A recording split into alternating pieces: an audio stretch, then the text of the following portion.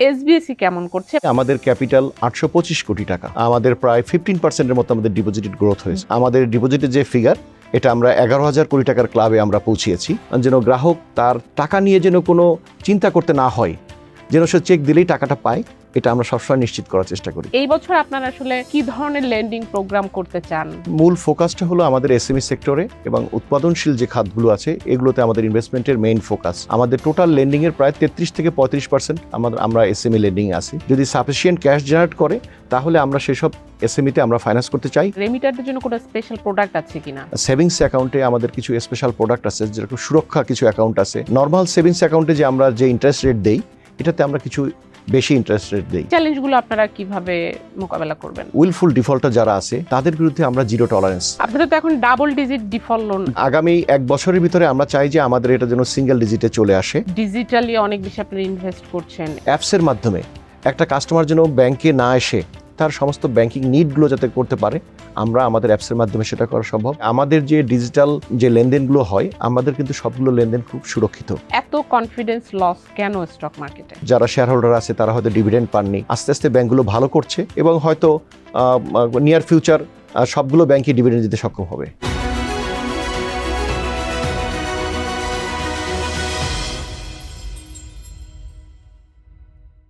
দর্শক, আপনাদের স্বাগত ফিনটক উইথ জেবুন্নেসা আলোর শোতে। আজকে আমরা আলোচনা করব এসবিএসি ব্যাংক নিয়ে। মায়ের ওষুধে টাকাটা দিও, নিয়ে নিও।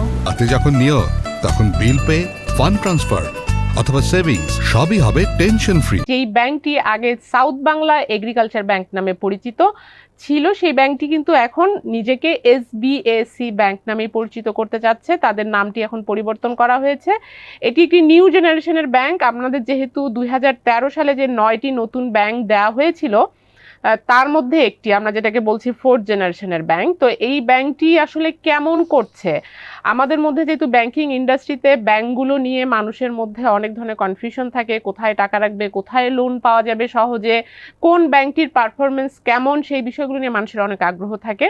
তো আমরা আজকে এসবিএসি ব্যাংক নিয়ে কথা বলবো যে এই ব্যাংকটি মার্কেটে কেমন করছে, আপনি এই ব্যাংক থেকে কি ধরনের লোন খুব সহজ শর্তে পাবেন, কি কি ধরনের তাদের লোনের প্রোডাক্ট আছে, এবং ডিপোজিটারদের কনফিডেন্স কেন এত ভালো এসবিএসিতে, সেগুলোই আজকে আমরা জানবো। এই ব্যাপারগুলো নিয়ে কথা বলবেন আমাদের সঙ্গে এই ব্যাংকের ম্যানেজিং ডিরেক্টর SM মইনুল কবির। আপনাকে ধন্যবাদ আমাদের স্টুডিওতে আসার জন্য। আসসালামু আলাইকুম। টিবিএস পরিবারকেও ধন্যবাদ আমাকে এখানে স্টুডিওতে নিয়ে আসার জন্য, এবং সাথে যারা দেখছেন দর্শক তাদেরকেও আমি ধন্যবাদ জানাচ্ছি। আমরা প্রথমেই একটু বলি যে এসবিএসি সম্পর্কে হয়তো এই যে নতুন একটি নাম, আমরা আগে এটাকে সাউথ বাংলা হিসেবে চিনতাম, এখন এসবিএসি বলছেন আপনারা।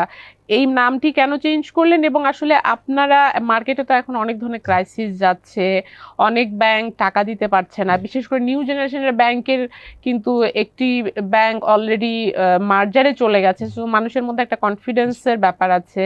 তো এসবিএসি কেমন করছে, এবং প্রথমে যদি নামটি দিয়ে শুরু করেন যে কেন এসবিএসি এখন? আমি যদি বলি, এই ব্যাংকটা তার কার্যক্রম শুরু করেছিল 2013 সালের 3rd এপ্রিলে, এবং আমরা 13 বছর শেষ করে আমরা 14 বছরে পা দিয়েছি। এই ব্যাংকটা যখন শুরু হয়েছিল তখন সাউথ বাংলা এগ্রিকালচারাল ব্যাংক নামে তার কার্যক্রম শুরু করেছিল। পরবর্তীতে বছর দেড়েক আগে এই ব্যাংকটির নাম এসবিএসি ব্যাংক, যেহেতু নামটা একটু লম্বা ছিল, নামটাকে সহজে কাস্টমারদের সাথে একটু ক্যাচি করার জন্য এটা এসবিএসি ব্যাংক নামে, পিএলসি নামে এটাকে নিবন্ধিত হয়। আর এই ব্যাংকটার সম্পর্কে আমি যদি বলতে চাই, আমাদের গ্রাহকদের আস্থার কারণ হলো এই ব্যাংকের ভিত্তি। আমাদের ক্যাপিটালকে যদি আমরা বলি, আমাদের ক্যাপিটাল 825 কোটি টাকা, এবং আমরা আস্থার বহিঃপ্রকাশ মনে করি আমরা যদি গত 1 বছরে গ্রাহকদের যে ডিপোজিটের যেটা হলো আমাদের উপরে যে আস্থার কারণে ডিপোজিট রাখছে, আমাদের ডিপোজিটের গ্রোথ আমাদের প্রায় 15% মতো আমাদের ডিপোজিটেড গ্রোথ হয়েছে 2025 সালে, যে বছরে আসলে বেশিরভাগ ব্যাংকই অনেক স্ট্রাগল করতে হয়েছে ডিপোজিট নিয়ে। জি, এবং আমরা গতকালকেই আমরা আমাদের ডিপোজিটের যে ফিগার, এটা আমরা 11,000 কোটি টাকার ক্লাবে আমরা পৌঁছিয়েছি। আমাদের জেনারেশনের যে আমাদের পিয়ার যে ব্যাংকগুলো আছে তাদের থেকে আমরা মনে করি যে আমরা একটা ভালো পর্যায়ে আমরা আছি। এখন আস্থাটা কোথায় আছে, গ্রাহকের আস্থা? আমি মনে করি কি, একজন গ্রাহক যখন ব্যাংকে একটা টাকা রাখে, সে কি চায়, তার টাকাটা নিরাপদ কিনা, সে যদি মনে করে যে পরের দিন চেক দিয়ে সে টাকাটা পাবে কিনা, সেটাই তো তার কাছে এটাই আস্থার বিষয়। এবং আমাদের এই আস্থার সংকটটা কবে শুরু হয়েছে আমরা যদি দেখি যে আমরা 5ই আগস্টের পরবর্তীতে বিভিন্ন সময়ের কারণে অনেকগুলো ব্যাংক, যেগুলো ইসলামী যেগুলো ব্যাংক, কিছু কিছু ব্যাংক, আমি সবগুলো বলবো না, কিছু কিছু ব্যাংকে মানুষ যখন টাকা তুলতে গেছে তাদের টাকাগুলো তারা তুলতে পারেনি। এখন আমাদের কাছে এরকম কোনো রেকর্ড নাই আমাদের ব্যাংকের, আমাদের কোনো কাস্টমার ব্যাংকের কাছে চেক দিয়ে বা আমাদের কোনো ক্লিয়ারিং হাউজে বা অন্য কোথাও কোনো চেক দিয়ে আমাদের কাছ থেকে কোনো গ্রাহক ফেরত দিয়েছে এমন কোনো রেকর্ড নাই। বা আমরা কোনোভাবে কোনো ইসের থেকে কোনো আর্থিক সহায়তা আমরা নেইনি আমাদের লিকুইডিটি ইসের জন্য। এবং আমাদের তারল্য যদি বলি, আমাদের এডি রেশিও আমরা এখন বর্তমানে আমরা 80-81 এই পরিমাণে রাখছি।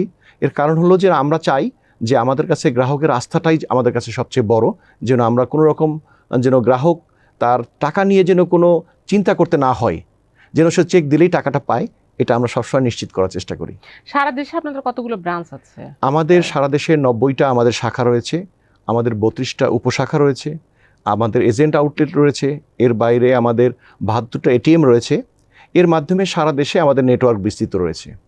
তো আমরা তো আপনি একটু আগে বলছিলেন যে আপনাদের এই বছরে যেহেতু আপনাদের 15% ক্রেডিট ডিপোজিট গ্রোথ হয়েছে, তো এই বছর বিশেষ করে ইলেকশনের পর সব ব্যাংকেরই একটা প্রস্তুতি ছিল যে তারা লেন্ডিংয়ে যাবে। এবং আমরা দেখি যে ছোট ছোট ব্যবসায়ীরাও কিন্তু এখন নতুন করে বিজনেস এক্সপানশনের কথা ভাবছে। অনেক ব্যবসা কিন্তু একসময় আমরা দেখেছিলাম ডলার ক্রাইসিসের কারণে বন্ধ হয়ে গিয়েছিল। তো আপনাদের এই বছরে এই যে সারপ্লাস লিকুইডিটি আছে, হিউজ ডিপোজিট গ্রোথ আছে, এবং আপনি বলছেন আপনার ক্যাপিটাল বেসও ভালো, কারণ আপনার শুধু টাকা থাকলে হবে না, লিকুইডিটি থাকলেই হবে না, আপনার ক্যাপিটালও থাকতে হবে যদি আপনি লেন্ডিং করতে চান। তো এই বছর আপনারা আসলে কি ধরনের লেন্ডিং প্রোগ্রাম করতে চান? আমাদের এই বছরের মূল ফোকাসটা হলো আমাদের এসএমই সেক্টরে এবং উৎপাদনশীল যে খাতগুলো আছে এগুলোতে আমাদের ইনভেস্টমেন্টের মেইন ফোকাস। আমরা যদি দেখি আমাদের সবসময় আমাদের যে এসএমইতে যেটা এবং ক্ষুদ্র মাঝারি সবগুলো মিলে আমাদের টোটাল লেন্ডিংয়ের প্রায় 33-35% আমরা এসএমই লেন্ডিংয়ে আসি। আমাদের একটা টার্গেট, এটা ধীরে ধীরে এই পরিমাণটাকে আমরা 50% পর্যন্ত নিয়ে যেতে চাই। এবং আমরা মেইনলি যে ক্ষুদ্র উদ্যোক্তা আছে এবং যারা নতুন উদ্যোক্তা আছে এদেরকে আমরা এমফাসিস করতে চাই। এর বাইরেও আমরা আমদানি রপ্তানি বাণিজ্য আমদানি এমফাসিস রয়েছে, আমরা এটার প্রতি আমরা আগ্রহী। এই যে আপনি এসএমইদের ফ্যাসিলিটেট করতে চান, আপনাদের কি আমি যদি সারা দেশ থেকে যদি ভিউয়ার্সরা আমাদের এই প্রোগ্রাম দেখে, ছোট ব্যবসায়ী একজন সে আসলে ভাবছে তার নতুন একটি ব্যবসা খুলবে, এই ধরনের কোনো স্পেশাল প্রোডাক্ট কি আপনি বলতে পারেন যে আপনি খুব সহজে, কারণ একটা লোন তো কেউ চাইলেই পায় না, আপনাদের এখানে কেন সহজে পাবে? আমরা যেটা করতে যাচ্ছি এসএমই ক্ষেত্রে সবচেয়ে বড় প্রতিবন্ধকতা কোথায়, সেটা হলো কাস্টমারের কিন্তু সিকিউরিটি থাকে না অনেক সময়। নতুন কাস্টমার সে কিন্তু তারা কোথায় গেলে লোনটা পাবে বা তাদের কি কি কাগজপত্র লাগে তারা কিন্তু অর্গানাইজ থাকে না অনেক সময়। সেক্ষেত্রে আমরা যাতে কম পেপার নিয়ে, আমরা এসএমইদের ক্ষেত্রে কি দেখতে চাই, আমরা সবসময় একটা জিনিস দেখতে চাই, যখন আমরা একটা লোন দেই আমরা যে দেখি যে তার ক্যাশ ফ্লোটা কেমন। আমরা সিকিউরিটি হিসেবে আমরা সিকিউরিটি কেন নেই, আমরা সিকিউরিটিটা নেই হলো যখন যদি কোনো কাস্টমার ডিফল্ট করে তখন যেন ব্যাংক তার টাকাটা উদ্ধার করতে পারে। কিন্তু আমরা সিকিউরিটিটাকে এখানে আমরা কিন্তু পিছনে রাখি, আমরা দেখতে চাই যে তার ব্যবসা থেকে ক্যাশটা জেনারেট করছে কিনা। যদি সাফিসিয়েন্ট ক্যাশ জেনারেট করে তাহলে আমরা সেসব এসএমইতে আমরা ফাইন্যান্স করতে চাই। এবং নতুন উদ্যোক্তা যারা আছে, আপনি জানেন যে রিসেন্টলি স্টার্ট আপ ফান্ডের মাধ্যমে একটা বাংলাদেশ ব্যাংকের সহায়তায় সবগুলো ব্যাংক মিলে সেটা খুব শীঘ্রই শুরু হচ্ছে। আমার বিশ্বাস যে এখান থেকেও যারা নতুন উদ্যোক্তা যারা আছে তারা এখান থেকে অনেক লোন পেতে পারবে। এবং আমাদেরও একটা বিশ্বাস যে আমরা মনে করি সরকারেরও একটা চাহিদা যে কর্মসংস্থান যাতে বাড়ানো যায়, আমরা সেটার ক্ষেত্রে আমরা সবসময় চেষ্টা করি। হ্যাঁ, সেখানে যে এই যে কর্মসংস্থান, এই যে নতুন গভর্নমেন্ট আসার পর আমাদের যে দেশের এখন লো ইনভেস্টমেন্ট একেবারে খুবই মন্দা যাচ্ছে। তো সরকারের বারবার কিন্তু সরকার একই কথা বলছে যে তারা ব্যবসা বাড়াতে চায়, বিনিয়োগ বাড়াতে চায়। তো এখানে তো ব্যাংকগুলোর প্রধান ভূমিকা থাকতে হবে। তো আপনাদের বলছিলেন আপনি 7% ক্রেডিট গ্রোথ 2025 সালে হয়েছে, এই বছরে আসলে কত ক্রেডিট গ্রোথ করা সম্ভব মনে করছেন? আসলে আমরা যদি বছরের শুরু থেকে দেখি, বছরের শুরু থেকে আমরা সবাই ওয়েট করতেছিলাম যে একটা নির্বাচনের পরে একটা সুন্দর পরিবেশ আসবে এবং আমাদের একটা সুন্দর একটা নির্বাচন হয়েছে, আমরা একটা সুন্দর সরকার পেয়েছি এবং এই মানুষ কিন্তু একটা পজিটিভ দিকে আগাচ্ছে। এই কিছুদিন আগে এখন আমাদের সমস্যার যেটা হয়েছে, সবাই যেটা দেখছে যে যখন যুদ্ধ শুরু হয়ে গেল সবার মনের ভিতরে কিন্তু একটা শঙ্কা আসছে যে আসলে এই যুদ্ধটা কতদিন হবে, এটা প্রলং হবে কিনা। এটার জন্য হয়তো অনেকে ইনভেস্ট করতে গেলে একটু চিন্তা করছে যে না ঠিক আছে আমি একটু দেখি, ওয়েট অ্যান্ড সি। আমার বিশ্বাস হয়তো আমরা এটা ওভারকাম করে ফেলতে পারবো, কারণ আপনারা জানেন যে আমরা অনেকগুলো ক্রাইসিস পার হয়ে এসেছি। সবগুলো ক্রাইসিস ইনশাল্লাহ আমরা অত্যন্ত ভালোভাবে দক্ষতার সাথে মোকাবিলা করেছি। আমি দৃঢ়ভাবে বিশ্বাস করি যে আমাদের অর্থনীতি ভালো হবে এবং সেক্ষেত্রে আমরা ক্ষুদ্র ক্ষুদ্র বিনিয়োগকারীদের মাধ্যমে বিনিয়োগ করে, আমরা উৎপাদনশীল খাতে বিনিয়োগ করে আমাদের অর্থনীতির চাকা যাতে সচল থাকে সেটার চেষ্টা আমরা করব। আপনি বলছিলেন যে রেমিটারদের জন্য আপনাদের আসলে রেমিটেন্স, যেহেতু আমাদের এই বছরে একটা এই গ্লোবাল ক্রাইসিসের কারণে একটা শক আসার সম্ভাবনা রয়েছে, তবে আপনাদের ব্যাংক কি রেমিটারদের জন্য কি করে, বা রেমিটারদের জন্য কোনো স্পেশাল প্রোডাক্ট আছে কিনা? আমাদের রেমিটান্সের স্পেশাল প্রোডাক্ট হলো, আমরা যারা রেমিটারদের যারা এখানে দেশে যারা আত্মীয় স্বজন থাকে, আমরা তাদের আত্মীয় স্বজনের জন্য আমাদের যেরকম আমাদের সেভিংস অ্যাকাউন্টে আমাদের কিছু স্পেশাল প্রোডাক্ট আছে, যেরকম সুরক্ষা কিছু অ্যাকাউন্ট আছে, যারা একটা স্পেশাল আমরা স্পেশাল কিছু নর্মাল সেভিংস অ্যাকাউন্টে যে আমরা যে ইন্টারেস্ট রেট দেই, এটাতে আমরা কিছু বেশি ইন্টারেস্ট রেট দেই, যাতে আমরা যারা এই ধরনের সঞ্চয়কারী আছে যারা, বা যারা বিদেশে যাদের থেকে যারা টাকা আসে, তারা যেন এখান থেকে একটু বেশি মুনাফা পায়, আমরা সেটার ব্যাপারে আমরা দেওয়ার চেষ্টা করি। আসি একটু চ্যালেঞ্জ নিয়ে। আপনি তো আপনার ব্যাংকের অনেক স্ট্রেংথের কথা বললেন, আমরা তো পুরো ইন্ডাস্ট্রিকেই দেখছি এখন ডিফল্ট লোন নিয়ে ফাইট করছে। এই বছরে ডিফল্ট লোনটা কমিয়ে আনা, যেহেতু আমাদের কান্ট্রি রেটিং ডিফল্ট লোনের সঙ্গে একটু মানে কান্ট্রি রেটিংও কমে যাচ্ছে হাই ডিফল্ট লোনের কারণে। আপনার ব্যাংক যদি আমি বলি, এই ব্যাংকও কিন্তু এক বছরে প্রায় ডাবল ডিফল্ট লোন হয়েছে, এবং আমরা যদি দেখি স্টক মার্কেটে আপনারা লিস্টেড আছেন 2021 সাল থেকে, সেখানেও ফেস ভ্যালুর নিচে আপনাদের প্রাইস রয়েছে। তো এই চ্যালেঞ্জগুলো আপনারা কিভাবে মোকাবেলা করবেন? ঋণ খেলাপি নিয়ে যদি আমি বলতে চাই, আমরা যদি দেখি যে আমাদের মেইন প্রবলেমটা শুরু হয়েছে আমাদের ইউক্রেন ওয়ারের আগে, কোভিডের থেকে আমাদের মেইন প্রবলেমটা শুরু হয়েছে। আমাদের যারা অনেক ব্যবসায়ী আছেন তারা কিন্তু আসলে কোভিড পরবর্তী সময়ে, তারপরে রাশিয়া ইউক্রেন যুদ্ধ, এরপরে আমাদের গত বছরের 5ই আগস্টের পর থেকে বিভিন্ন কারণে আমাদের অনেক ব্যবসায়ী ক্ষতিগ্রস্ত হয়েছেন, এবং এই ক্ষতিগ্রস্ত ব্যবসায়ী যারা হয়েছেন তাদেরকে যাতে সুষ্ঠুভাবে ব্যবসায় ফিরিয়ে আনা যায়, বা যে কলকারখানাগুলো বন্ধ হয়ে আছে বা তারা যাতে সচল হয়ে যায়, সেক্ষেত্রে আপনি দেখেছেন যে বাংলাদেশ ব্যাংক কিন্তু তাদের কাছে কিছু নীতি সহায়তা প্রদান করেছে। আমরা যারা ভালো বড়োয়ার যারা বিভিন্ন কারণে ক্ষতিগ্রস্ত হয়েছে, তাদেরকে এই নীতি সহায়তার মাধ্যমে আমরা তাদেরকে যেন মন্দ বড়োয়ার থেকে তারা যাতে ভালো বড়োয়ার হিসেবে ফিরে আসতে পারে, আমরা সেই সুযোগগুলো দিয়েছি। আর যেসব গ্রাহক আপনি উইলফুল ডিফল্টার যারা আছে, যারা হয়তো তার ব্যবসার টাকা অন্য খাতে সরিয়ে নিয়ে গেছে বা অন্য কিছু করেছে টাকা দিয়ে, তাদের বিরুদ্ধে আমরা জিরো টলারেন্স, সেক্ষেত্রে তাদের এই টাকা আদায় করার জন্য দেশের প্রচলিত আইন অনুযায়ী যে ব্যবস্থাগুলো গ্রহণ করা যায় আমরা সেই ব্যবস্থা নিচ্ছি, এবং আমরা এই খারাপ লোন আদায়ের জন্য আমরা প্রতিদিনই কাজ করছি এটা নিয়ে। এবং আমার বিশ্বাস আপনাদের তো এখন ডাবল ডিজিট ডিফল্ট লোন আছে, আপনাদের আসলে কোন টার্গেট আছে কিনা, কততে নামিয়ে আনতে চান? আমাদের এই মুহূর্তে আগামী 1 বছরের ভিতরে আমরা চাই যে আমাদের এটা যেন সিঙ্গেল ডিজিটে চলে আসে। এটা অনেক চ্যালেঞ্জিং, আমরা কাজ করছি এটা নিচে। আমরা আশা করছি যে আমরা একটা সহনীয় পর্যায়ে আমরা নিয়ে আসতে পারবো। তো আমরা যদি স্টক মার্কেটের পারফরমেন্স দেখি, সেখানে শুধু আপনার ব্যাংক বললে সেটা ভুল হবে, অনেক ব্যাংকই ফেস ভ্যালুর নিচে আছে, আবার যেগুলো ফেস ভ্যালুর উপরে আছে তারা কিন্তু তাদের যে বিজনেস পারফরমেন্স সেটার সঙ্গে কিন্তু স্টক মার্কেটের পারফরমেন্স ম্যাচ করে না। এত কনফিডেন্স লস কেন স্টক মার্কেটে, মানে এই ব্যাংকগুলোর ওপর? আসলে যদি আমি দেখি, গত বছর কিন্তু অনেকগুলো ব্যাংকই কিছু কিছু পলিসির কারণে তারা ডিভিডেন্ড ডিক্লেয়ার করতে পারেনি, তাদের বিভিন্ন অ্যাসেট কোয়ালিটি নিয়েও সমস্যা ছিল। এটা আমি শুধু বলবো না যে এসবিএসসি ব্যাংকের শুধু একার না, এটা ইন্ডাস্ট্রি সবাই ফেস করেছে। আমরা এখন চেষ্টা করছি এগুলো থেকে ওভারকাম করে আসতে। আমার বিশ্বাস যে গ্রাহকদের স্টক মার্কেটের প্রতিও ব্যাংকগুলোর প্রতি যে আস্থাটা হয়তো কোনো কারণের জন্য একটু কমে গেছে, এবং হয়তো গতবার অনেক যারা শেয়ার হোল্ডার আছে তারা হয়তো ডিভিডেন্ড পাননি। আমার বিশ্বাস যে আস্তে আস্তে ব্যাংকগুলো ভালো করছে, এবং হয়তো নিয়ার ফিউচার সবগুলো ব্যাংকই ডিভিডেন্ড দিতে সক্ষম হবে।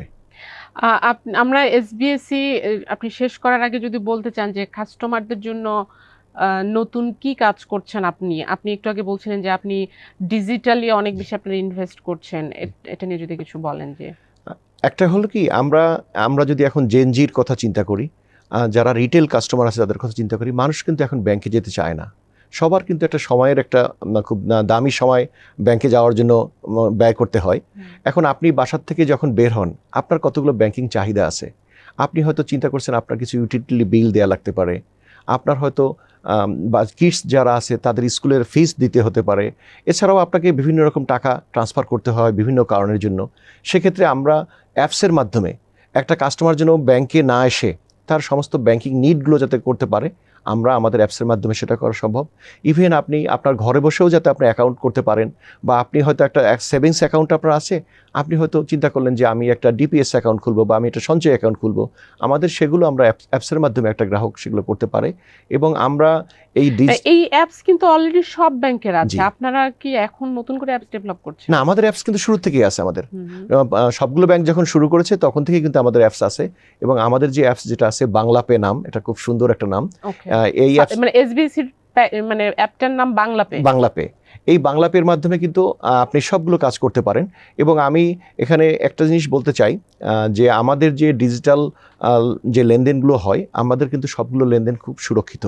এখানে একটা গ্রাহক যদি সে নিজে যদি তার কোনো পাসওয়ার্ড বা ওটিপি কারোর সাথে শেয়ার না করে, বা সে আপনারা একদিন দেখবেন যে অনেক সময় আসে অনেক ধরনের লিঙ্ক আসে, লিঙ্কের মাধ্যমে ক্লিক করলে অনেক ইনফরমেশন কিন্তু বাইরের যারা হ্যাকার আছে তারা এগুলো নিয়ে যাচ্ছে। কিন্তু আমরা গ্রাহকদের সবসময় একটা কথা বলি যে আপনি আপনার পাসওয়ার্ড বা আপনার ওটিপি আপনি কাউকে সাথে শেয়ার করবেন না। আপনি গ্রাহক যদি এগুলো কারোর সাথে শেয়ার না করে, আমি মনে করি যে আমাদের কাছে গ্রাহকের সমস্ত তথ্য সুরক্ষিত, এবং এখানে গ্রাহকদের কোনো শঙ্কার কোনো কারণ নেই। এবং এই ডিজিটাল লেনদেন যাতে আরও ভালো করতে পারে, আরও ভাবে করতে পারে, আমরা সবসময় আমরা চেষ্টা করছি। এবং আপনি জানেন যে সামনে ডিজিটাল ব্যাংক আসছে, এটা মনে করি ডিজিটাল ব্যাংক যে সার্ভিসগুলো কাস্টমারকে দিতে পারবে, আমরাও একই সার্ভিস আমরা দিতে পারবো। ধন্যবাদ আপনাকে আমাদেরকে সময় দেওয়ার জন্য। আপনাদেরকেও ধন্যবাদ, এবং দর্শক যারা এই প্রোগ্রামটি এতক্ষণ দেখলেন সবাইকে ধন্যবাদ। দর্শক আপনারা দেখলেন, আমরা আসলে এসবিএসি কে আজকে আপনাদের সামনে পরিচয় করে দিলাম, যে ব্যাংকটি যদিও 14 বছরে পা দিল, কিন্তু নিউ জেনারেশনের ব্যাংকগুলো নিয়ে যে কনফিউশন, সেখান থেকে আলাদা হয়ে এসবিএসি কিভাবে কাজ করছে, কেন আপনি আপনার টাকা এখানে রাখবেন, এবং আপনি কিভাবে এখান থেকে সহজে লোন নিতে পারেন, সেই বিষয়গুলোই আসলে আমরা আজকে জানলাম। তো এই ছিল আজকে আলোচনার বিষয়। দর্শক, আমাদের সঙ্গে থাকবার জন্য আপনাদেরকে ধন্যবাদ, এবং আমাদের প্রোগ্রামটি যদি ভালো লাগে তাহলে লাইক দিবেন, শেয়ার করবেন।